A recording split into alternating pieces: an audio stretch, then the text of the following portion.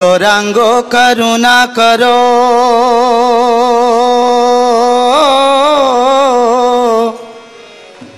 दीनहीन जाने।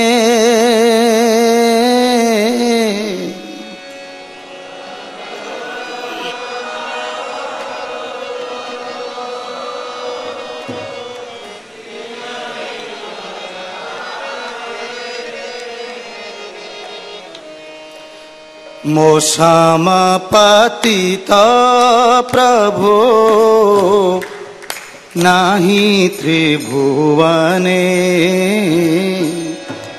मोसम पतित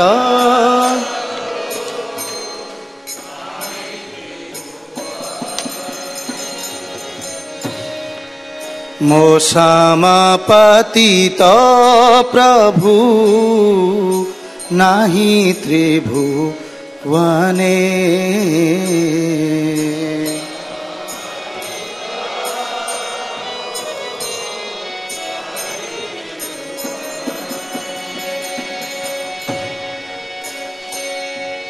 दन्ते तृण धरी गौर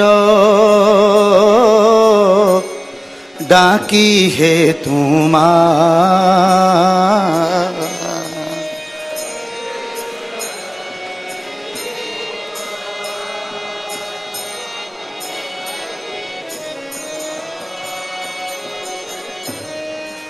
दन्ते तृण धरी गौरा डाकी है तुमा।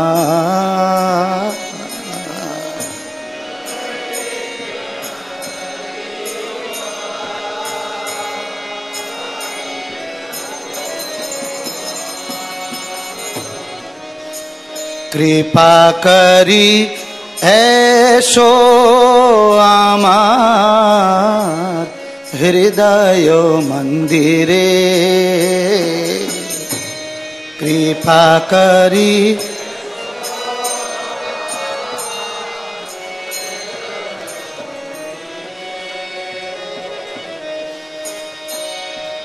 जदि दया ना करिबे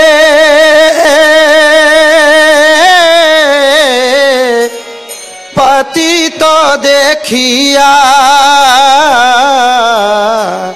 जदि दया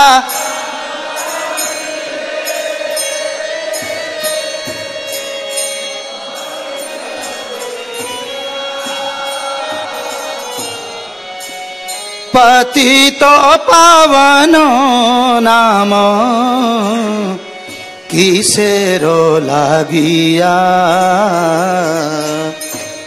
पतित पावन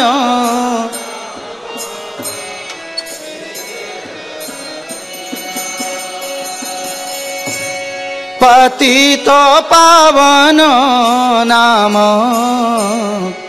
किसेरो लागिया।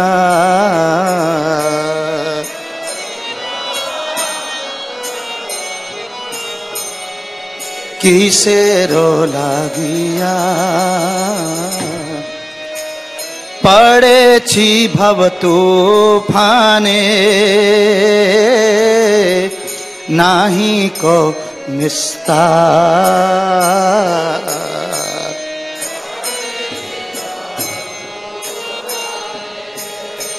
एक और बजाओ, एक तत्काल और बजाओ। एक पड़े छी भव तूफाने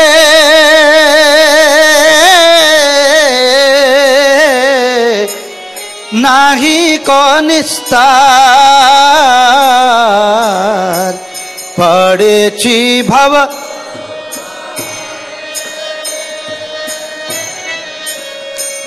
नाही को निस्तार। श्री चरण तरनी दाने दासे करो पार। श्री चरण तरनी दाने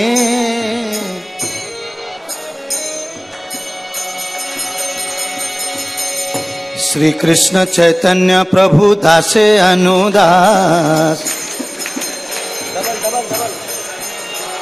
श्री कृष्ण चैतन्य प्रभु दासे अनुदास। प्रार्थना करे सदा नरोत्तम दास। प्रार्थना करे सदा नरोत्तम दास। नरोत्तम दास प्रभु नरोत्तम दास।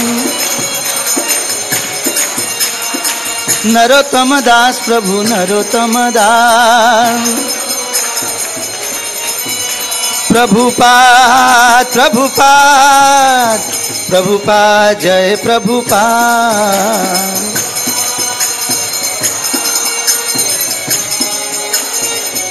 जय जय गुरुदेव गुरुदेव गुरुदेव जय गुरुदेव।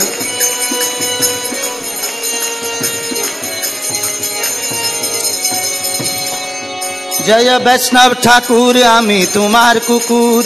वैष्णव ठाकुर आमी तुम्हार कुकुर।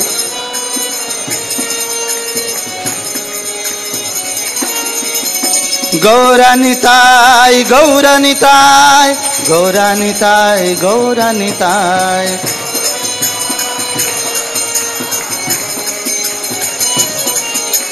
तुलसी महारानी जय गौ माता। तुलसी महारानी जय गौ माता।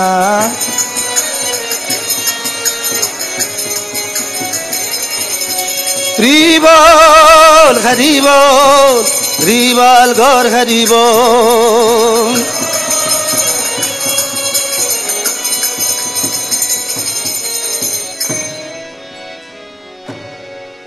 जय ओम विष्णुपाद परमहंस परिव्रजकाचार्य अष्टोत्तर सत श्री श्री नित्य लीला प्रविष्ट अभय चरणार बिंद भक्ति वेदांत स्वामी शिल प्रभुपाद की। नित्य लीला प्रविष्ट शिल भक्ति सिद्धांत सरस्वती गोस्वामी ठाकुर शील प्रभुपाद की। अनंत कोटि वैष्णव वृंद की। इस्कॉन वर्तमान आचार्य वृंद की। श्री रूप सनातन भट्ट रघुनाथ श्री जीव गोपाल भट्ट दास रघुनाथ षड गोस्वामी प्रभु की। प्रेम से कहो श्री कृष्ण चैतन्य प्रभु नित्यानंद श्री अद्वैत गदाधर शिवास आदि श्री गौर भक्त वृंद की। बोलो राधा पार्थ सारथी ललिता विशाखा गोप गोपीनाथ श्याम कुंड राधा कुंड गिरि गोवर्धन की। ग्रंथराज श्री श्रीमद चैतन्य चरितामृत की। श्रीमन नित्यानंद प्रभु की। श्रीमन गौरांग महाप्रभु के समवेत भक्त वृंद की। निताय गौर प्रेमानंदे। All glories to the assembled devotees, all glories to Sri Guru and Gaurango. जय जय श्री चैतन्य जय नित्यानंदो।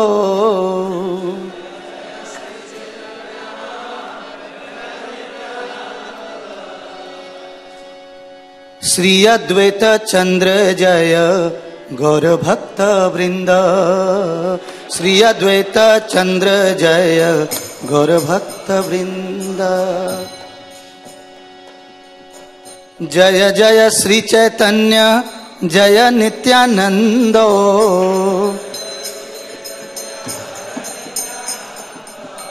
जय जय श्री चैतन्य जय नित्यानंदो।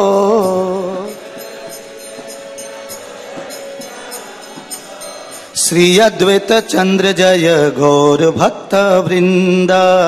श्री अद्वैत चंद्र जय। श्री अद्वैत चंद्र जय गौर भक्त वृंद।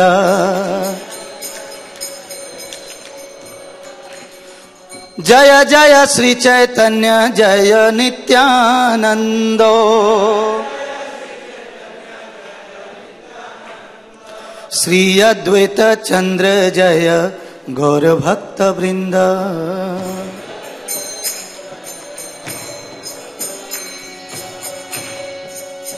धन्यवाद। ओम अज्ञानतिमिरान्धस्य ज्ञानाञ्जनशलाकया चक्षुरुन्मीलितं येन तस्मै श्री गुरवे नमः। श्रीचैतन्यमनोऽभीष्टं स्थापितं येन भूतले स्वयं रूपः कदा मह्यं ददाति स्वपदान्तिकम्। वन्दे अहं श्रीगुरो श्रीयुतपदकमलं श्रीगुरून् वैष्णवांश्च।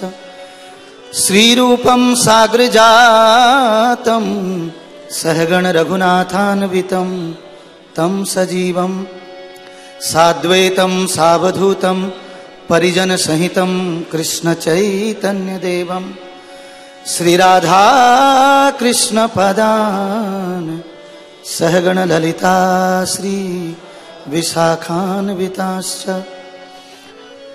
हे कृष्ण करुणा सिंधो दीनबंधो जगतपते गोपेश गोपिका कांत राधा कांत नमस्तुते। तप्त कांचन गौरांगी राधे वृंदावनेश्वरी वृषभानुसुते देवी प्रणमामि हरिप्रिये। वाञ्छाकल्पतरुभ्यश्च कृपा सिन्धुभ्यैव च पतितानां पावनेभ्यो वैष्णवेभ्यो नमो नमः। गुरवे गौरचन्द्राय राधिकाय तदालये कृष्णाय कृष्णभक्ताय तद्भक्ताय नमो नमः। नमो महावदन्याय कृष्ण प्रेम प्रदायते कृष्णाय कृष्ण चैतन्य नामिने गौरत्विषे नमो नमः। नमो ब्राह्मण देवाय गो ब्राह्मण हिताय च कृष्णाय गोविन्दाय नमो नमः। नित्यानंद नमस्तुभ्यं प्रेमानंद प्रदायिने कली कलमशनाशाय श्री जहन्नवापतये नमः। श्री कृष्ण चैतन्य प्रभु नित्यानंद श्री अद्वैत गदाधर शिवासादि गौर भक्त वृंद। हरे कृष्ण कृष्ण कृष्ण हरे हरे हरे राम राम राम हरे हरे। हरे कृष्णा।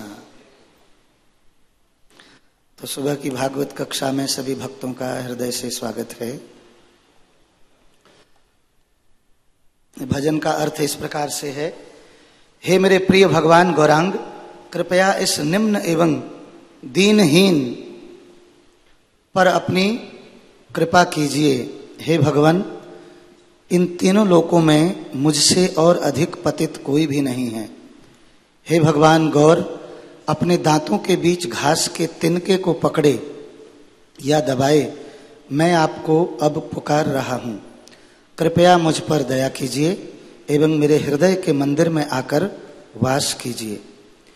यदि आप अपनी कृपा प्रदान नहीं करेंगे, यह देखते हुए भी कि मैं कितना पतित हूँ, तब आप पतित पावन क्यों कहलाते हैं?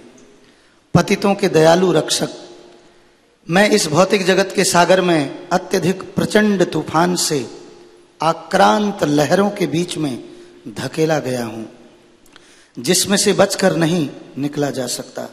कृपया अपने दिव्य चरण कमलों का उपहार मुझे दे दें, जिसकी तुलना एक नाव से की गई है, जिसमें बैठकर आपका ये दास जन्म और मृत्यु के सागर को पार कर सके।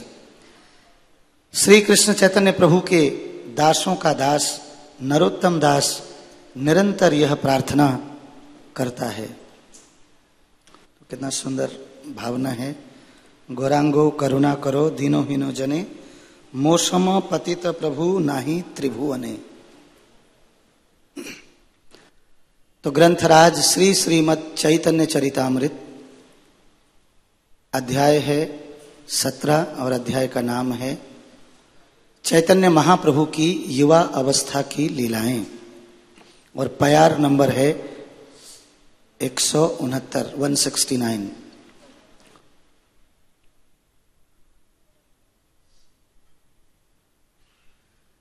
तुमी जे कहिले पंडित सेई सत्य है,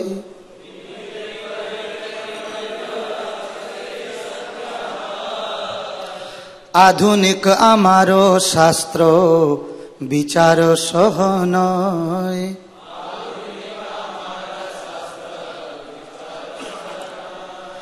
तुमी जे कहिले पंडित सेई सत्य है,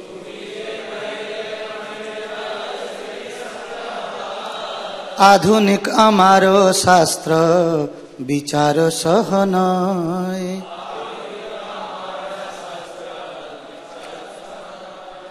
तुमी जे कहिले पंडित सेई सत्य है, आधुनिक आमारो शास्त्र विचार सहनय।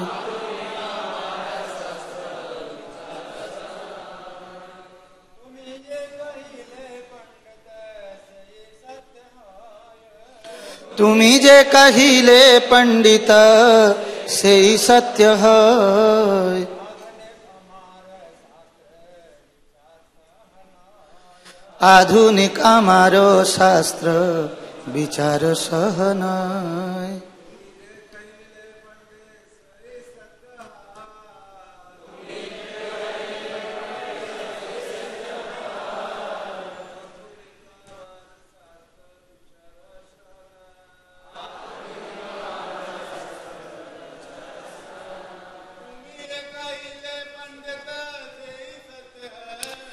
तुमी जे कहिले पंडित सेई सत्य है,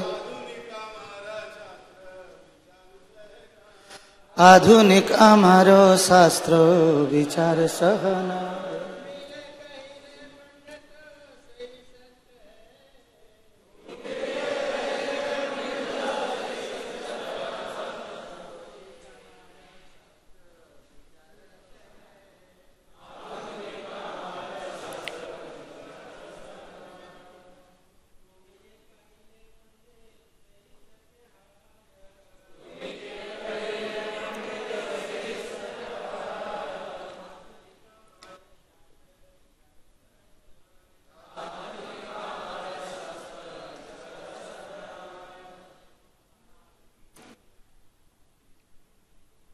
माताएं,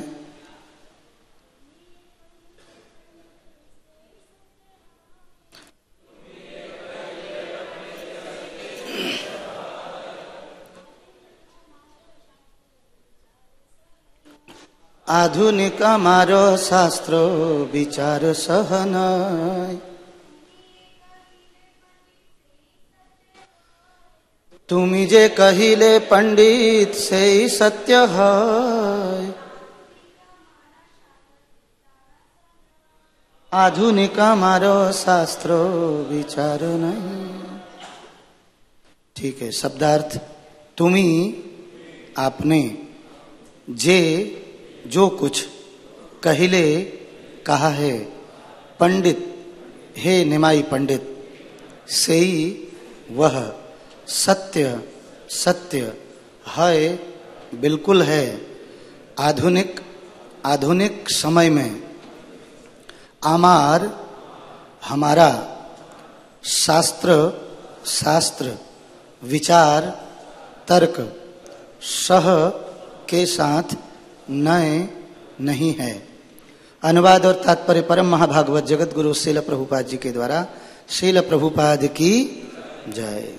अनुवाद इस प्रकार से है, हमारे पीछे दोहराएंगे। हे निमाई पंडित, आपने जो कुछ कहा है वह पूरी तरह सत्य है। हमारे शास्त्र हाल ही में विकसित हुए हैं और निश्चित रूप से वे तर्क संगत तथा विचारपूर्ण नहीं हैं। कौन कह रहा है इस बात को? चांद काजी बोल रहे हैं। किसे कह रहे हैं? चैतन्य महाप्रभु को कह रहे हैं। तो वार्तालाप चल रहा है चांद काजी जी और श्रीमन चैतन्य महाप्रभु के ऊपर। महाप्रभु के साथ में किस चीज के ऊपर वार्तालाप चल रहा है? गोवध के ऊपर, गाय की, गौ माता के ऊपर जो है गोवध क्यों नहीं किया जाना चाहिए। तो बहुत सारी बातें, शास्त्रों की बातें, चांद काजी जी जो हैं वो अपने कुरान से जो हैं उदाहरण दे रहे हैं और बहुत प्रकार से उन्होंने कुरान का तर्क संगत बात किए। तो प्रत्येक व्यक्ति को हक है अपने शास्त्र से बात करने का, लेकिन चैतन्य महाप्रभु जैसे कि भगवत गीता में बताया गया है, एवं व्यवस्थे योगम प्रोक्तवान हम अव्ययम, यानी कि ये जो दिव्य ज्ञान है, हमारा जो दिव्य ज्ञान है, ये सनातन धर्म, ये करोड़ों करोड़ों वर्ष पहले से दिव्य ज्ञान दिया गया है। तो ये तो अभी अभी 400, 500, 600 वर्ष पहले से ज्यादा ये जितने भी यानी कि अन्य जिनको हम धर्म ग्रंथ बोलते हैं, कुरान है और बाइबल है और साथ में गुरु ग्रंथ साहब है, ये तो इसको ज्यादा से ज्यादा कितना साल, 500 से भी कम, 5000 वर्ष पहले ये भी हैं, ये भी थे, कुरान भी।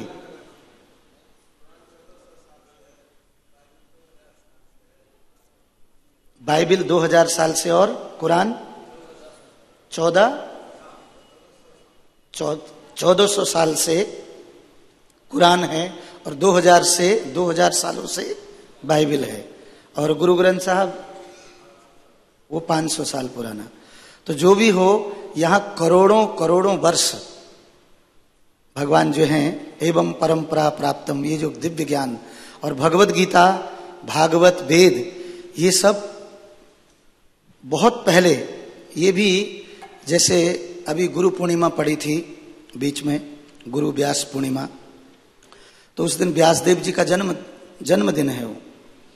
तो पहले एक ही जो है वेद था, उसको कहते हैं ऋग्वेद, और कभी कभी लोग बोलते हैं वो ऋग्वेद व्यासदेव जी ने लिखा नहीं है, वो पहले से ही ऑलरेडी था ऋग्वेद।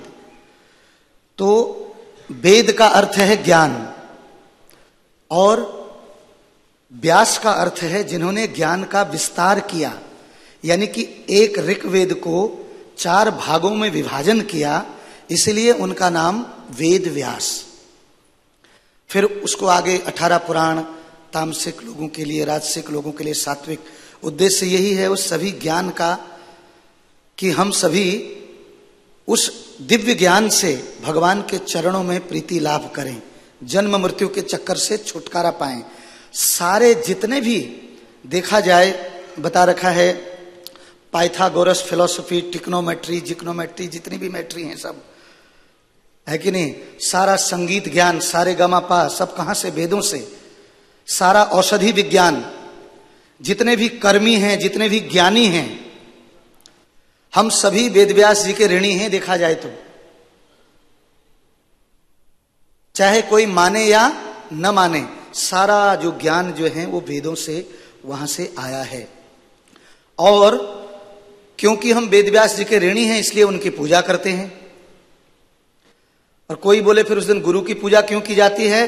क्योंकि वेदव्यास जी के जितने भी सदगुरु हैं वो वेदव्यास जी के प्रकाश हैं, दूसरे शब्दों में कहें तो प्रतिनिधि हैं, जो उसी ज्ञान को एज इट इज समाज के भले के लिए, जीवों के उद्धार के लिए उस ज्ञान का प्रचार करते हैं, वो जो है सदगुरु हैं, वही वेदव्यास जी के प्रामाणिक प्रतिनिधि हैं। वो प्रतिनिधित्व करते हैं वेदव्यास जी को, इसलिए उनकी भी पूजा होती है उस दिन। तो मैं ये इसलिए बताया ज्ञान के ऊपर कि सारा ज्ञान जो है वो वेदव्यास जी ने। और वेदव्यास जी का जन्म कैसे हुआ? एक दूसरज नाम का जो है मछुआरा था, वो जो है मछली पकड़ते थे। एक दिन इतनी बड़ी मछली हाथ में आई कि उनसे एक कन्या का जन्म हुआ। उसका नाम क्या हुआ? क्योंकि मछली से जन्म हुआ, मत्स्यगंधा, मछली की जैसी खुशबू आ रही थी, इसलिए उनका नाम मत्स्यगंधा रखा उन्होंने। और मत्स्यगंधा, फिर उन्होंने उसका पालन पोषण किया दूरस्थ मछुआरे ने। तो फिर कोई कहेगा कि इनका नाम यानी कि पराशर के पुत्र कैसे कहलाए, तो एक दफे नदी को पार करने के लिए पराशर ऋषि उसी मछुआरे को बोलते हैं, क्या मुझे तुम अपनी नाव से पार करा दोगे ये यमुना। तो उन्होंने उस वक्त वो व्यस्त थे मछुआरा, तो उन्होंने बोला अपनी कन्या को, मत्स्यगंध्या को बोला कि तुम जो हैं इनको पार कराओ ऋषि को। तो वो जब रास्ते में ले जा रही थी तो द्वीप, वहां पर द्वीप जैसे भी टापू ये सब भी थे। तो पराशर ऋषि जी ने दृष्टिपात किया, इनको देखा, तो देखते ही ये गर्भवती हो गई। ऐसे ऐसे ऋषि मुनि, अगस्त मुनि अंजुलि में भर के पूरे समुद्र को पी जाते हैं।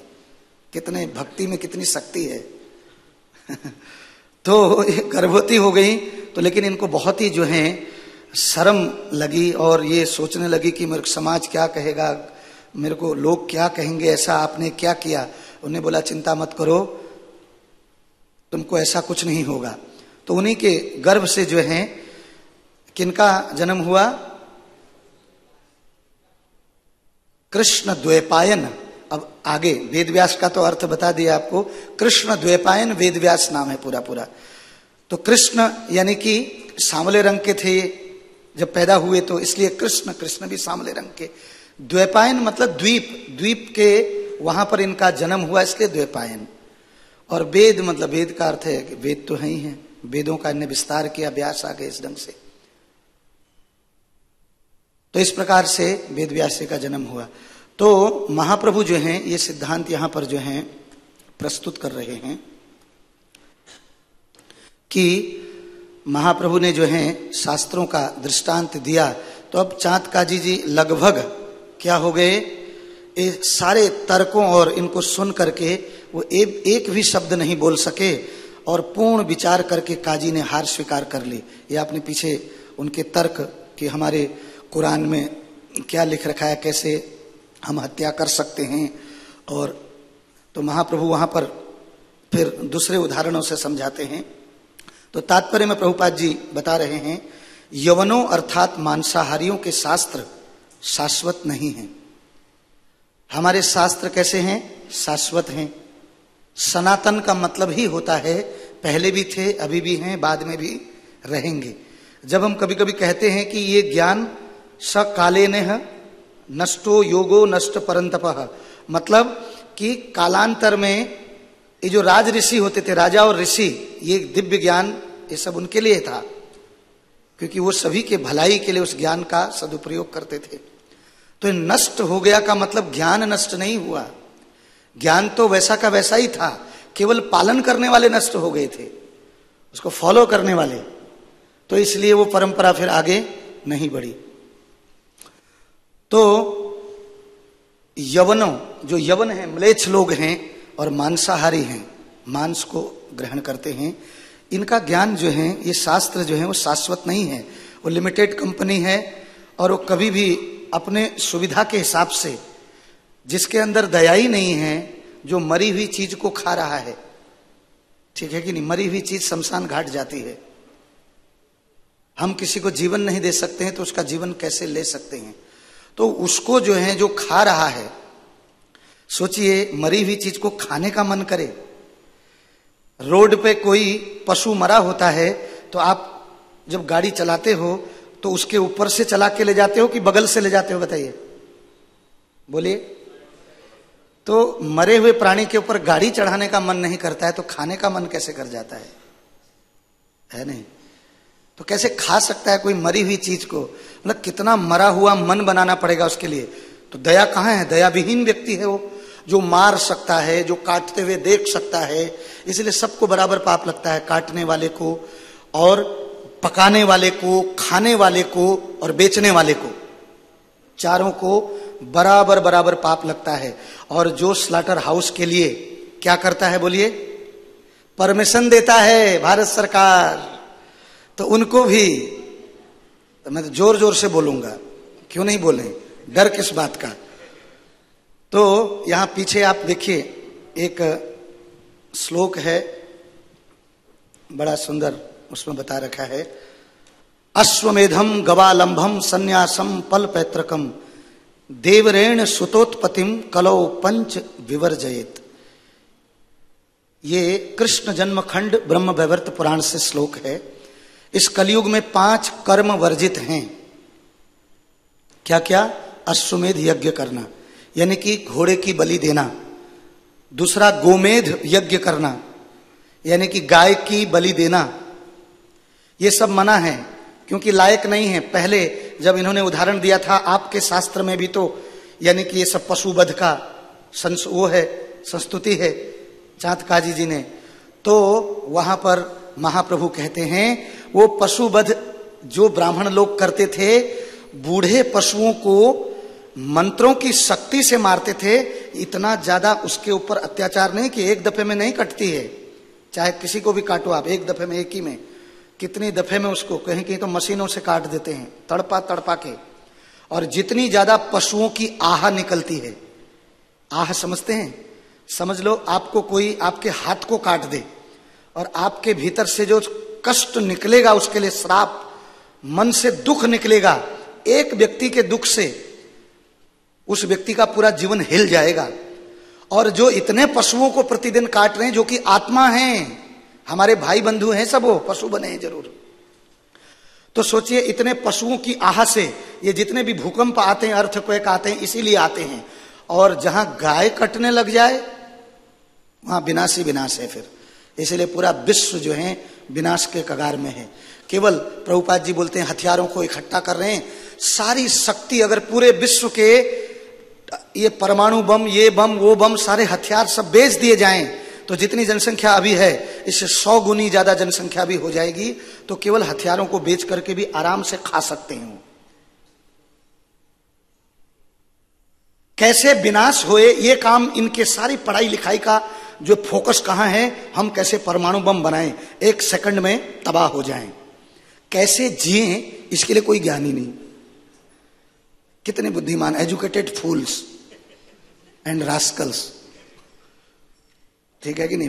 पढ़ाई क्या कर रहे हैं बताइए? हम पढ़ाई करने क्या जा रहे हैं? इसलिए जा रहे हैं कि कैसे हम अच्छे से मर जाएं। वाह रे, भगवान बोलते जियो, भक्ति करके जियो, और ये मरने के लिए जी रहे हैं। तो मांसाहारियों के साथ, तो वहां पर जो है जितने भी पशुओं को मारा जाता है उनको नया शरीर देने के लिए, कितनी उत्तम बात देखिए, खाने के लिए नहीं। इसीलिए ये सब मना कर दिया गया। क्या? जितने भी स्लाटर हाउस, प्रभुपाद जी पिछले श्लोक में तात्पर्य में बता रहे हैं कि अगर किसी को मांस खाना ही है, मर ही रहा है वो मांस खाने बिना, तो बकरी को, काली को चढ़ा करके, फिर उसका भी सिस्टम है। वो भी एकदम तमोगुणी जीव, जिसके पास बुद्धि ही नहीं है, जिसको दिख ही नहीं रहा है कहीं पर फल फूल, काजू किशमिश बादाम, दूध दही घी मक्खन, आंखें उसकी चिंधिया गई हैं, फूट गई है आंखें, उसको कुछ दिख ही नहीं रहा है अच्छी चीजें। ज्ञान पूरा हरण हो गया जिसका, वो खाएगा उसको। बता कैसे खा सकता है दुर्गंध को, पहले बताइए आप। और डॉक्टरों को भी, अगर आप पुराने डॉक्टरों को या वैद्य को पूछोगे, हमारे जो जठरा नल है वो मांस 5 और 6 दिन में पचता है। अगर पच गया तो वो फेल है, जठरा नल उसको नहीं पचा सकता है। वो बनाया ही है सारे फल फूल दूध दही घी मक्खन को पचाने के लिए। इसीलिए फल फूल दूध दही 2 घंटे में पच जाते हैं, और अन्न पचता है 4 से 6 घंटे के बीच में, और मांस पचता है 6 दिनों में। अब बताइए, यू आर एजुकेटेड, बोलते हैं हेल्थ इज वेल्थ, एक स्वास्थ्य धन है, तो मर रहा है, कैंसर लगाएगा। और गाय का मांस अंदर चला गया, कितने जन्मों तक मल का कीड़ा बनेगा पहले बताइए। जितने गाय के शरीर में रोए हैं जितने, तो इन मूर्खों को पता भी नहीं है। इसलिए संसद भवन में बोलना चाहिए। अगर मिले मंत्रियों से तो ये सारी चीजें बोले, 10 मिनट मंत्री जी समय दीजिए हमें, और वहां जाके फोटो तो गिफ्ट करें, वो तो दे देते हैं, जाओ अपने नौकर को दे देते हैं घर में, वो अपने घरों में लगाते हैं नौकर लोग। ये 10 मिनट के लिए उनको वार्तालाप भी तो करें, ये हमारा फर्ज है उनको ज्ञान में लाने का, कि 10 मिनट देने, बस 10 मिनट केवल, सारा बना के ले जाइए शास्त्रों से, सारा वो करके और उनको वहां प्रस्तुत करें। कहीं ना कहीं तो माइंड खुलेगा थोड़ा बहुत। तो इस प्रकार से उनकी रचना हाल ही में हुई है और कभी कभी वे एक दूसरे से विरोधाभासी होते हैं। यवनों के 3 शास्त्र हैं, पुराना टेस्टामेंट, नया टेस्टामेंट तथा कुरान। ये 3 शास्त्र हैं उनके। उनकी रचना का इतिहास ज्ञात है, वे वैदिक ज्ञान के समान सनातन नहीं हैं। जैसा आपने कहा 2000 वर्ष, 1500 वर्ष और 500 वर्ष पहले ये सारी चीज निकली हैं। और ये सनातन जो हमारा जो वैदिक ज्ञान है, ये तो करोड़ों करोड़ों वर्ष पूर्व, और वो ज्ञान जो है आज हमारे हाथों में गुरु परंपरा के द्वारा, ये जैसे एक व्यक्ति पेड़ में चढ़ता है, उसको क्या बोलते हैं, आरोह पद्धति, एक होता है अवरोह, नीचे से ऊपर जाना, एक होता है ऊपर से नीचे। तो जैसे पेड़ में कोई व्यक्ति गया, उसने आम तोड़ा और उसने नीचे वाले डाली में जो है उसको दे दिया, उसने नीचे वाले को दे दिया, उसने नीचे वाले को दे दिया। तो आज हमारे पास जो भागवतम पहुंची है, ये हमारा कितना बड़ा अहोभाग्य है। हम सब प्रभुपाद जी के चीर ऋणी रहेंगे। प्रभुपाद जी में भी वेद व्यास जी की शक्ति थी, ज्ञान शक्ति। प्रभुपाद जी ने कितने शास्त्रों का संकलन करके, हम लोग कभी सोच सकते थे क्या क्या ये सब ग्रंथ, कभी इनके नाम ही याद नहीं थे हम लोगों को। तो प्रभुपाद जी के लिए ऑफरिंग जरूर लिखनी चाहिए। हम सच में अगर प्रभुपाद जी के ऋणी अपने आप को समझते हैं तो प्रभुपाद जी की ऑफरिंग जो किताब अभी बनाई जा रही है ना दिल्ली मंदिर से कम उसमें अपनी ऑफरिंग जरूर दें, तब माना जाएगा कि हम उनके अपने आप को ऋणी समझ रहे हैं। बना बनाया प्रसाद मिलता है सब प्रभुपाद जी का। Money is my blood, ISKCON is my body. यहां जो भी धन आता है मेरी मेहनत का पैसा है। ये 3-3 बजे तक ग्रंथ लिखे हैं प्रभुपाद जी ने, उठ के फिर मंगल आरती गए हैं। कितना मेहनत किया है, कहाँ विदेश में जाकर के, कितना स्वास्थ्य ठीक नहीं था। अगर प्रभुपाद जी के, कल भी हम पलवल में गए थे, जिन भक्त के यहाँ जहां वहां पर बाहर बहुत बड़ी जगह एक मिली है, वहां पर कार्यक्रम करते हैं। वो भक्त जो है एसी रिपेयर करते हैं, लेकिन उनके घर में गौर निताई, जगन्नाथ, बलदेव, सुभद्रा और राधा कृष्ण, ये तीनों विग्रह हैं। तो वो बोलते हैं, प्रभु जी मैं जब भी प्रभुपाद जी का आध्यात्मिक दूत, प्रभुपाद जी की पहली जो किताब थी जीवनी, मैं जब पढ़ता हूं बस मैं आगे पढ़ ही नहीं पाता हूं, फिर मेरे को रोना ही रोना आता है। उन्होंने कितनी मेहनत की थी। हम जब भी अहंकार आने लगे तो प्रभुपाद जी का ये प्रभुपाद लीलामृत पढ़ लें, पता चल जाएगा। हम कुछ नहीं कर रहे हैं, हम कार्यक्रमों में भाग ही ले लें, वही हमारे लिए बहुत बड़ा काम हो जाएगा, है कि नहीं? इतना ही कर लें, वही हमारा बहुत बड़ा कार्य हो जाएगा। प्रभुपाद जी ने जो किया है वो कोई नहीं कर सकता है। तो संपूर्ण जीवन प्रभुपाद जी ने गुरु गौरांग की प्रसन्नता के लिए, परंपरा की प्रसन्नता के लिए लगा दिया। सभी मानव समाज का असली कल्याण प्रभुपाद जी ने किया है, और कौन कर सकता है ऐसा कल्याण? अद्भुत अद्भुत है। तो इसीलिए विज्ञान तथा दर्शन में उन्नत आधुनिक लोग इन शास्त्रों को नहीं मानते हैं। कभी कभी ईसाई प्रचारक हमसे पूछते हैं, हमारे अनुयायी हमारे शास्त्रों की उपेक्षा करके आपके शास्त्रों को क्यों स्वीकार करते हैं, कर रहे हैं? किंतु जब हम उनसे पूछते हैं, आपकी बाइबिल कहती है हत्या मत करो, किंतु फिर भी आप लोग प्रतिदिन अनेक पशुओं का वध कर रहे हो, वे निरुत्तर हो जाते हैं, उत्तर विहीन हो जाते हैं। उनमें से कुछ लोग अपूर्ण उत्तर देते हैं, पशुओं में आत्मा नहीं होती। अब क्योंकि खाना है ना, तो कहीं ना कहीं से उस बहस को उलझाना है। ठीक है, खाना है ना, अब खा रहे हैं तो क्या है, हम नहीं मानते उनमें आत्मा होती है। अगर हम नहीं काटेंगे तो इतनी मुर्गियां हो जाएंगी, इतनी बकरियां हो जाएंगी, चलना फिरना दुभर हो जाएगा। तुमने ठेका ले रखा है? जिसने संसार बनाया है उसे भी तो पता होगा यार जगह है कि नहीं। दिल्ली छोड़ दो, जगह ही जगह है। आप दिल्ली छोड़ दीजिए, आप रेल में बैठिए कभी, आपको जगह ही जगह मिलेगी, खेत खलिहान ही खेत खलिहान। ये तो सब ये शहरों में आकर के रहने लगे हैं, तब जगह ही जगह है। कौन कहता है जगह नहीं है? तुम्हारी बुद्धि में जगह नहीं है। ठीक है कि नहीं? और क्या, बाकी तो जगह ही जगह है। तो ये निरुत्तर, क्योंकि खाना है इसलिए कहीं ना कहीं, जैसे आपने देखा होगा टीवी चैनल में सब अपने आप को डिफेंड कर रहे हैं, कहीं ना कहीं से ये गलत है वो गलत है। कोई सच में गलत भी है, लेकिन ऐसा सुनने वाला सोचा मैं मूक दर्शक के रूप में आया क्यों मैं यहाँ पर, उसका ब्रेन और खत्म हो जाता है, थोड़ा लेके भी जाता है। तो आप समाचार सुनते रहिए, आपको गुस्सा आने लगेगा, दिमाग खराब होने लगेगा। कुछ नहीं, कोई उत्तर, इतना दिमाग अपसेट हो जाएगा व्यक्ति, क्या ज्ञान जानेगा वो, क्योंकि ज्ञान तो सुनना ही नहीं चाहते। उनको बोलो 10 मिनट सुनेगा, मैं तेरे को आधा घंटा सुनूंगा, 10 मिनट सुनेगा, ऐसे कैसे हो सकता है, हमारा फॉर्मेट ही नहीं है। बोले फिर क्यों आऊं मैं, बेइज्जती कराने के लिए आना है वहां पर।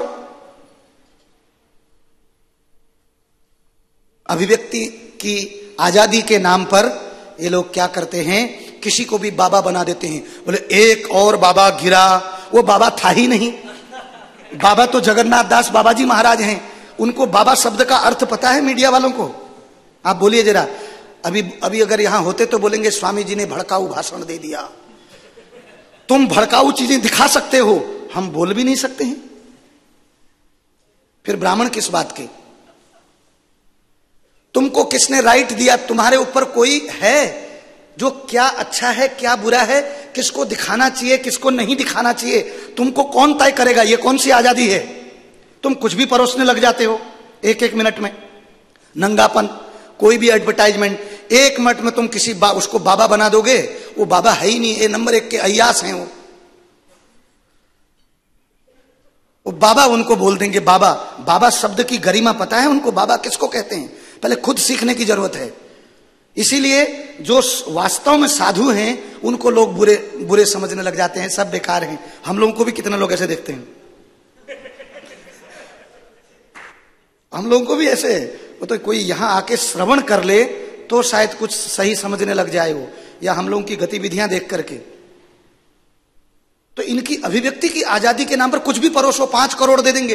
वो एक व्यक्ति नजर सुरक्षा यंत्र, कवच पता है, नजर सुरक्षा यंत्र, और उसमें दिखा दिया किसी फिल्मी स्टार को।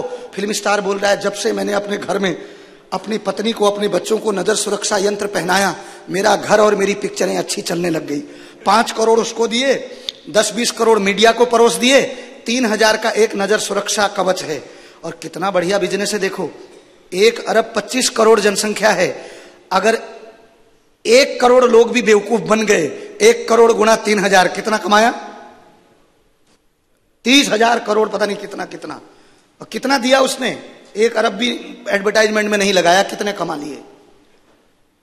तो दिखा कौन रहा है बताइए? अभिव्यक्ति की आजादी के नाम पर ये दिखा रहे हैं, गलत चीजें प्रस्तुत करते हैं, गलत चीजें, और सब बेवकूफ बनते हैं।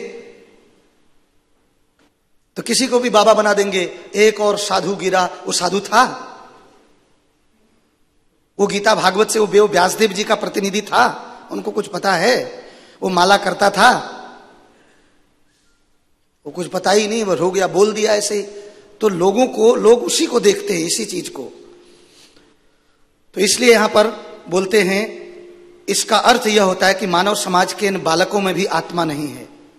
वैदिक शास्त्रों के अनुसार शरीर का स्वामी आत्मा शरीर के भीतर है।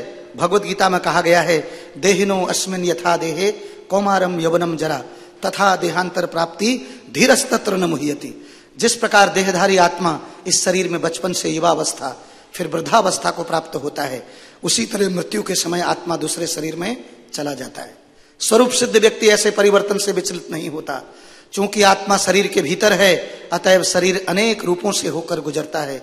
हर जीव के भीतर आत्मा होती है, चाहे वो पशु हो, वृक्ष हो, पक्षी हो या मनुष्य। यह आत्मा एक शरीर से दूसरे शरीर में देहांतर करती रहती है। जब यवनों के शास्त्र पुराना टेस्टामेंट, नया टेस्टामेंट तथा कुरान जिज्ञासु अनुयायियों के प्रश्नों का सही उत्तर नहीं दे पाते, तो विज्ञान तथा दर्शन में उन्नत लोगों की ऐसी शास्त्रों से श्रद्धा जाती रहती है, क्योंकि वो पढ़ते भी ऐसे ही हैं। जो दिखता है वो बिकता है बोलते हैं। सच क्या है झूठ क्या है उससे कोई मतलब नहीं। काजी ने श्री चैतन्य महाप्रभु से बातें करते समय इस बात को स्वीकार किया। काजी अत्यंत बुद्धिमान व्यक्ति था, उसे अपनी स्थिति का पूरा ज्ञान था, जैसा कि अगले श्लोक में बताया जाएगा। तो मैं थोड़ा सा गाय की महिमा के ऊपर कुछ प्रकाश डालना चाहता हूं, थोड़ी देर, 5-10 मिनट, ताकि गाय क्या है, गाय से जुड़ी कुछ रोचक जानकारी। नंबर 1, गौ माता जिस जगह खड़ी रहकर आनंद पूर्वक चैन की सांस लेती है, वहां किसी भी प्रकार का न तो वास्तु दोष और ना कोई अन्य दोष, सारे दोष खत्म हो जाते हैं, बल्कि उनके पास में जो व्यक्ति रहता है उसके भी दोष खत्म होने लग जाते हैं। लेकिन आज गौ माता खुश है, बोलिए, जब कूड़ा और कचरे में किसी भी प्रकार का, लोग उसमें क्या क्या फेंके रहते हैं अपना खाया हुआ, उसको जब गाय खाने लगे, एक गाय के भीतर से इतनी इतनी थैलियां निकली हैं, क्योंकि वो बीमार पड़ गई। तो जब ऑपरेशन किया, इतनी थैलियां उसके, आप सोचिए गाय खुश है। और जिस देश में गाय खुश नहीं हो सकती है, अभी हत्या और खाना तो और दूर की बात है, उस देश में सुखी कैसे हो सकते हैं? वो हवा कैसी हो सकती है पहले बताइए, पापी हवा। तो उसमें हम लोग भी रहते हैं तो दोष लगता है। अगर उसका विरोध ना करें, केवल चुप रहें, हम गाय को दुखी देख सकते हैं, उसको लाठी पड़ते हुए कटते हुए देख सकते हैं, लेकिन हम बोल नहीं सकते हैं, तो हम भी फिर उसमें अपराध के भागी बनते हैं। इसके लिए बोलना चाहिए, बता रखा है शास्त्रों में, गाय का वध ना हो, या हमें समझाना चाहिए, या अपॉइंटमेंट ले करके हमें उस व्यक्ति को ज्ञान देना चाहिए। अगर आप ऐसे नहीं कर सकते, धरना नहीं देना है तो अब धरना मत दीजिए, ज्ञान दीजिए लोगों को। दूसरा, गौ माता में 33 करोड़ देवी देवताओं का वास है। आपको पता है गाय की पूंछ में हनुमान जी का वास है, गाय के गोमूत्र में गंगा जी का वास है, गाय के गोबर में लक्ष्मी जी का वास है, और गाय के दूध दही घी में सरस्वती जी का वास है। इसलिए जो भी दूध दही घी लेता है गाय का, उसकी बुद्धि प्रखर हो जाती है, बहुत प्रखर। इसीलिए देखिए, ये केवल पैसा कमाने के लिए ये जो स्टॉल लगा रखा नहीं है, वो हम सभी भक्तों को, हम लोग क्या लगाएं, हम लगा रहे अपना वो ये वाला साबुन, लाइफ बॉय साबुन, वो साबुन। जब गोमाता का साबुन पंचगव्य से बना हुआ साबुन प्राप्त है, लोगों ने इतनी मेहनत करके, सस्ता भी मिल रहा है, तो उसको लगाने में क्या तकलीफ है भाई? क्या पुण्यवान नहीं बनना चाहते हैं? भक्ति प्राप्त नहीं करना चाहते हैं? शीघ्र भक्ति मिलेगी गौमाता का स्पर्श मात्र से। दूध दही घी और गोमूत्र और गाय का गोबर, और गोबर ये गोबर नहीं है, गोबर गाय का वरदान। इसीलिए जब लीपा जाता है जिस जगह पर, आपको पता है वहां न तो कोई बिच्छू, ना मच्छर, ना सांप। गाय के खुरों में इतना वह, जहां गाय के खुर पड़ जाते हैं, ये सांप बिच्छू ये सब नहीं आते हैं। जहां गाय पाली जाती है, सांप बिच्छू उच्चू सब भाग जाते हैं उधर से। इसलिए पहले लोग गाय के गोबर से लीप करके उस जगह भजन करते थे। मुझे याद है हमारे घरों में भी, पहाड़ों में भी, कोई भी घर में जैसे माता अगर मासिक धर्म में भी होते थे, तो उनको भी गाय के लिपे हुए उसके अंदर रहेंगे वो 4-5 दिन। और जब वो बाहर आते थे, किसी से स्पर्श करते थे, उनको गोमूत्र छिड़कते थे। आजकल तो सब कोई फर्क ही नहीं पड़ता कहां क्या हो रहा है क्या नहीं हो रहा है। और उसके बाद फिर क्या किया जाता था, लगभग हर दिन गाय के गोबर से घर में, पता है ये नहीं होता था, ये सीमेंट की बनी हुई के संगमरमर की टाइलें, घर में क्या पाल होती थी, नीचे लकड़ी का वो होता था, उसके ऊपर से मिट्टी का, उसमें गाय का गोबर से लीपा जाता था हर दिन। इतना पवित्र, उसकी खुशबू ही अलग आती है। यहाँ काफी सारे भक्तों ने उनके पूरे रूम ही जो है पूरे गाय के गोबर से वो उसमें लिपाई पुताई कर रखी है। तो ये बहुत उत्तम बात है, बहुत उत्तम बात। ये जानना बहुत जरूरी है, क्योंकि जब तक ये चीज हम सुनेंगे नहीं तब तक हम समझेंगे नहीं। जिस जगह गौ माता खुशी से रंभाने लगती है, आपको पता है ऐसे रंभाने लगती है, गाय के शरीर से स्पर्श करो, आप गाय को ऐसे खुजाओ, शरीर से स्पर्श करने मात्र से आपको पता है आपका बीपी हाई बीपी लो खत्म हो जाता है। कोई 10 मिनट कर ले तो बात ही कुछ और है। फिर गाय जहां श्वास लेती है वहां सारे पाप जो है खत्म हो जाते हैं। करें तब, साल में एक दफे हम लोग एक गाय को ला करके थोड़ी देर कर दिया, तो वास्तव में साधु संत अगर गाय की सेवा नहीं करेंगे तो कौन करेगा? सब मॉडर्न, सब लैपटॉप लेकर के, लैपटॉप भक्ति ठीक है, सेवा के लिए 1 घंटा 2 घंटा ठीक है, लेकिन 24 घंटे लैपटॉप दास, मोबाइल दास, गूगल के दास। पहले 2G निकला, 3G निकला, 4G निकला, 5G भी आएगा, 4G भी आए, 6G भी आएगा, लेकिन जब तक ये गौ माता जी, गुरु जी, माता जी, पिताजी जब तक नहीं समझेंगे हम, तब तक सारे जी बेकार हो जाएंगे। फिर ये गूगल से सारे उत्तर नहीं मिलते हैं। कभी बुजुर्गों के पास, बड़ों के पास बैठ भी जाइए, वो उत्तर हैं, अनुभव लेके बैठे हुए हैं। कोई बैठना चाहे तब फूला हुआ मुंह एकदम। मैंने देखा है एक भक्त बोल रहा था, वो दूर से जा रहा था सटक करके। मैंने कहा हरि बोल। कहां से आ रहे? मैंने कहा भाग क्यों रहे हो, देख लेते, मैं कौन सा तुमसे पैसा मांग रहा हूं, हरे कृष्णा। तो हरे कृष्णा बोले ठीक है। कहां से आ रहे? बोले मैं वैष्णव सदाचार की क्लास सुन के आ रहा हूं। और सटक करके जा रहा है, धन्य है। मैंने कहा कितनी बढ़िया क्लास है, फिर क्या सीखा उसमें से। हम मनुष्य से घृणा कर रहे हैं।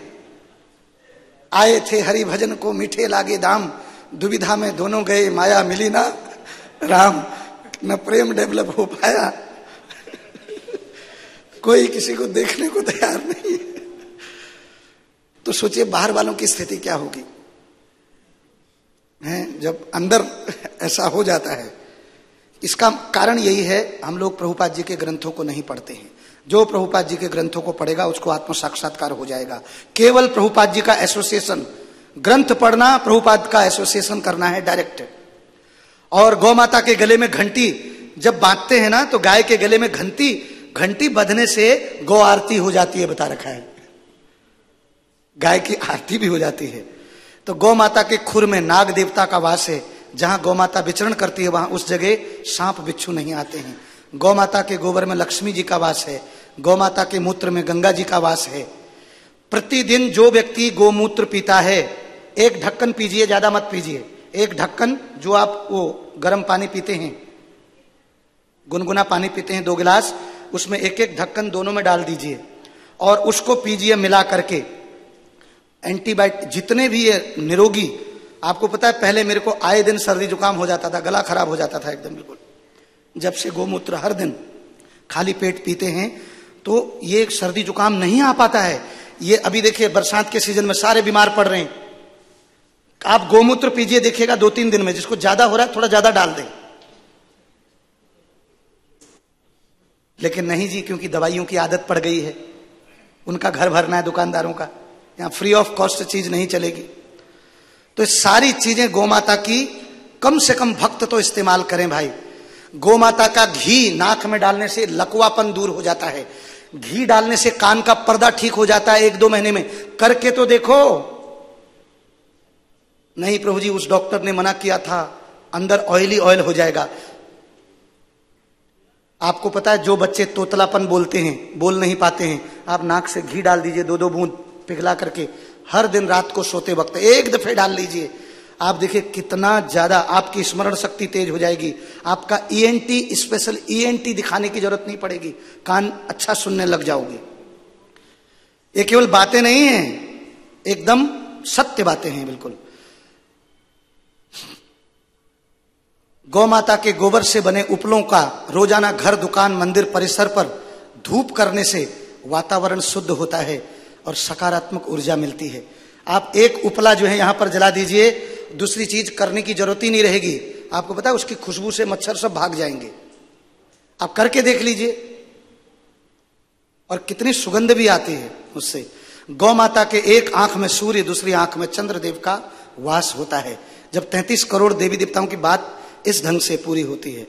गौ माता अन्नपूर्णा, जिस जगह गाय की सेवा होती है वो घर कभी गरीब नहीं रह सकता है, वहां अन्न से भरे रहते हैं इस घर, और इसीलिए अन्नपूर्णा उनका नाम कहा जाता है।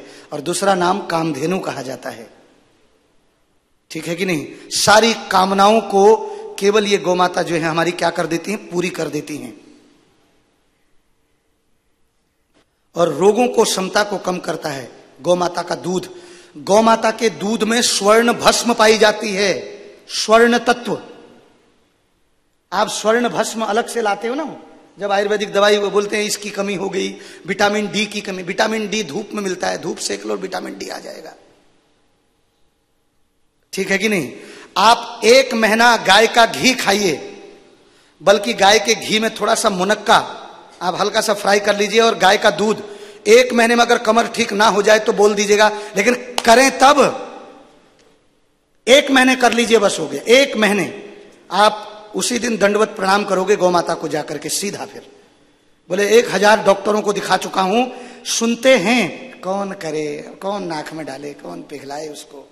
ठीक है, बस हो गया, बस सुन लिया, बस हो गया। डॉक्टरों की पुड़िया खाने की आदत है। आप करके देखिए, बस केवल गौ माता का इतना चीजें। और गौ माता की पूंछ में हनुमान जी का वास होता है। किसी व्यक्ति को बुरी नजर लग जाए तो गौ माता की पूंछ से झाड़ा ऐसे लगा देने से नजर उतर जाती है। कहीं पीर बाबा के पास जाने की जरूरत नहीं है। ताबीज वाले बाबा, मेरठ वाले बाबा, ये वाले बाबा, सबको छोड़ दो। इतनी दूर दूर जा रहे हो, केवल गौ माता के पास जाओ, 3 प्रदक्षिणा लगाओ, दंडवत प्रणाम करो, गौ माता की आरती करो, गौ माता को हरी हरी घास खिलाओ। गारंटी देते हैं, जिनको जो भी बोलता है मेरे को शनि की 7.5 लग चुकी है, मेरे को आजकल डरा देते हैं, काल सर्प योग है। एक हमारे पुजारी जी भी झांसे में आ गए थे काल सर्प योग के, बोलते सांपों के बीच में बिठाया था मेरे को। वो गए थे और बोलते 21,000 रुपए दिया उसने मेरे लिए, पूजा पाठ किया। मैंने कहा वाह। तो गौ माता के पास चले जाइए और उसकी पूंछ गौ माता जब इधर उधर करती ना, एक पूंछ खा लीजिए, बस हो गया, जन्म जन्मांतर का शनि रोग दूर हो जाएगा। ये ऐसे ही नहीं बोल रहे हैं, ये सत्य बात है, सत्य बात है, सत्य बात है, ये गारंटी है। गौ माता की पीठ पर एक उभरा हुआ कुबड़ होता है, कुबड़। उस कुबड़ में सूर्य केतु नाड़ी होती है। रोजाना सुबह आधा घंटा गौ माता की कुबड़ में हाथ फेरने से रोगों का नाश हो जाता है। ये तो गरीब से गरीब व्यक्ति कर सकता है भाई, इसमें अमीर होने की क्या जरूरत है। वही अमीर है जिसको इन बातों में श्रद्धा है, बाकी सब कंगाल हैं, ये ध्यान रखिएगा। गौ माता का दूध अमृत है, इसलिए उसको गौ रस कहा जाता है, गौ रस। गौ माता धर्म की धुरी है, गौ माता के बिना धर्म की कल्पना भी नहीं की जा सकती है। आप देखिए देवी देवता जितने भी देवी, एक गाय की कोई अगर पूजा कर दे, एक गाय की प्रदक्षिणा कर दे 3 दफे, बता रखा है 33 करोड़ देवी देवताओं की पूजा हो जाती है। किसी अलग अलग देवता को पूजा करने की जरूरत फिर नहीं पड़ती है। एक गाय, इतना जो है गौ माता का वो है। और सर्वदेवमयी गौ माता के बिना देव वेदों की पूजा भी अधूरी है। एक गौ माता को चारा खिलाने से 33 करोड़ देवी देवताओं को भोग लग जाता है। गौ माता से ही मनुष्यों के गोत्र का, इसीलिए नाम हम लोग बोले तेरा गोत्र क्या है। गो मतलब गाय, गो से गोलोक, भगवान ने अपने धाम का नाम रखा गो का लोक, अपने कुल का नाम रखा गोकुल। कभी सोच सकते हैं? और हमको गाय के ऊपर बोले नहीं समथिंग, कुछ न्यू, कुछ नया नाम ढूंढो जरा। गाय के ऊपर नाम रख दिया जाए किसी का, बोले पुराना ओल्ड नाम है। ओल्ड तुम्हारी बुद्धि है। तो गौ माता के दूध, घी, मक्खन, दही, गोबर, गोमूत्र से बने पंचगव्य हजारों रोगों की दवा हैं। हजारों रोग, इसके सेवन से असाध्य रोग मिट जाते हैं। गौ माता को घर पर रखकर सेवा करने वाला सुखी आध्यात्मिक जीवन जीता है, उनकी अकाल मृत्यु नहीं होती है। आपको पता है जब नेपाल में भूकंप आया, भूकंप का स्रोत नेपाल था, वहां पर एक फेस्टिवल आता है जहां पर 10,000 पशुओं को इकट्ठे काटा जाता है, जिसमें 5,000 गायें होती हैं। और उनकी जब आह निकलती है, आपको पता है एक व्यक्ति के घर में गाय बंधी थी खूंटे में, भूकंप आने से पहले वो गाय खूंटे में ऐसे चिल्लाने लगी जोर जोर से, इधर उधर ऐसे करके। सारे लोग क्या हुआ करके बाहर आए। जब तक बाहर आए तब तक भूकंप आके घर गिर गया उनका। मतलब गौ माता ने रक्षा कर दी। गाय माता केवल बाहर बांधने मात्र से गाय को आभास हो गया कुछ समस्या बहुत बड़ा विकट आने वाला है। भगवान की सोचिए, भगवान कैसे होंगे जब उनकी केवल नाम की महिमा अगर बोलो तो पता नहीं क्या है। तुलसी जी की महिमा बोलो, गौ माता की महिमा बोलो।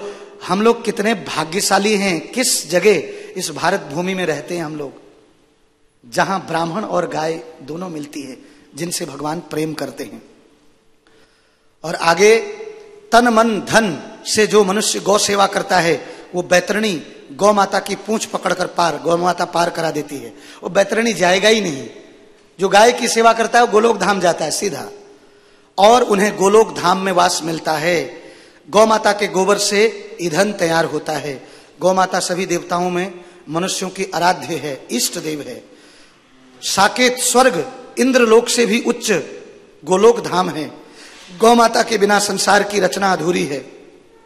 गौ माता में दिव्य शक्तियां होने से संसार का संतुलन बना रहता है। गाय माता के गोवंशों से भूमि को जोतकर की गई खेती सर्वश्रेष्ठ खेती होती है। जो गाय का गोबर है उससे खेती, ये जो भूमि है अपने आप को धन्य समझती है, और इतनी उर्वरक उसमें वो हो जाती है। गांव में आपने देखा होगा खूब पशु होते हैं, उनका गोबर जो है खेतों में डाला जाता है।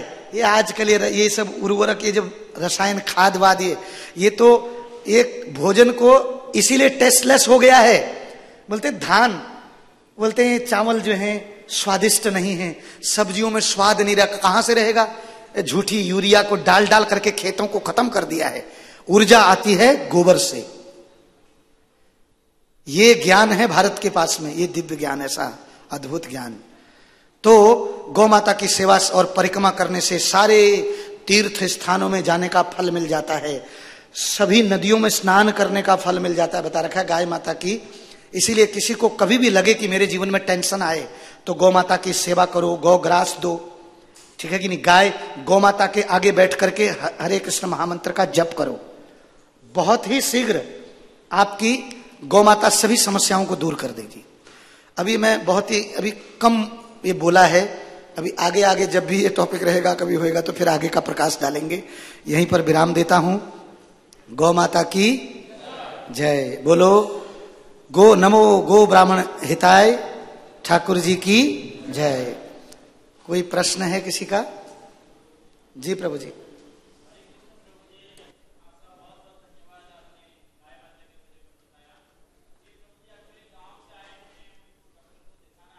जी जी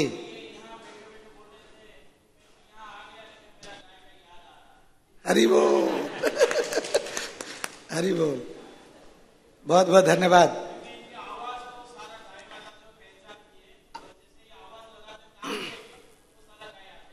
बहुत बढ़िया, बहुत बढ़िया। तो आप अगर कोई रोग भी है तो गोमूत्र तो वहां तो ओरिजिनली सीधा सीधा तो थोड़ा सा, लेकिन बहुत ज्यादा भी नहीं, क्योंकि गोमूत्र कभी कभी कोई बोले मैं एक गिलास, तो किसी आदत नहीं है हमारी तो हम पी नहीं पाएंगे। मुझे याद है हमारी माता आधा गिलास पूरा पी जाती थी, हम नहीं पी पाएंगे। तो इसलिए हम पानी में मिला करके पहले थोड़ा थोड़ा करके शुरू करें, धीरे धीरे फिर व्यक्ति आधा गिलास भी पी सकता है, ठीक है कि नहीं? धन्यवाद। शुरू शुरू में सीधा ना पिए इतना ज्यादा। और कोई प्रश्न? जी हरि बोल।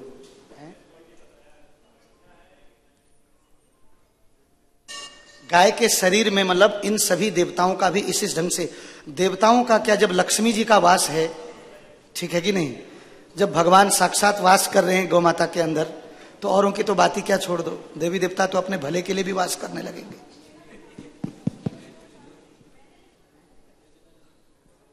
जी प्रभु जी कुछ बोलना चाहते हैं? इस ग्रेस ब्रजेनंद प्रभु कुछ बोलना चाह रहे थे। प्रभु जी माइक दे दो उधर।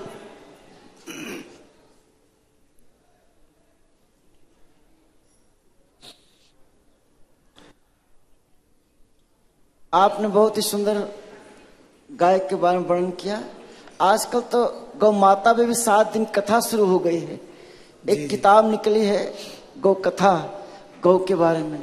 तो एक स्वामी जी मैं उनसे मिला था, तो 7 दिन तक गौ माता पर कथा करते हैं। हरि बोल हरि बोल। तो ये भी सच है, लेकिन सच्चाई ये है कि लोग जानते हैं लेकिन गायों की सेवा नहीं कर पा रहे हैं लोग, ये सच्चाई है। तो कभी एक गौशाला में करीब 48 गायें इसलिए मर गई कि उनको खाने को नहीं मिला, और जो लोग गौशाला चला रहे हैं वो दान ले रहे हैं, पैसा इकट्ठा कर रहे हैं, अपनी कोठी बना रहे हैं, अपना बिजनेस व्यापार कर रहे हैं, और गायों को चारा तक नहीं खिला रहे हैं। ये सच में समय चारा घोटाला इसीलिए हुआ था, जो लालू जी पकड़े गए थे। समस्या है कि इंसान जानवर से भी बदतर हो गया है। तो इंसान ही गौशाला खोलता है उसका व्यापार करेगा, लेकिन गाय की सेवा नहीं करेगा। गाय का दान खुद खा जाता है। हाँ, खुद खा जाते हैं। ये बहुत बड़ी समस्या है।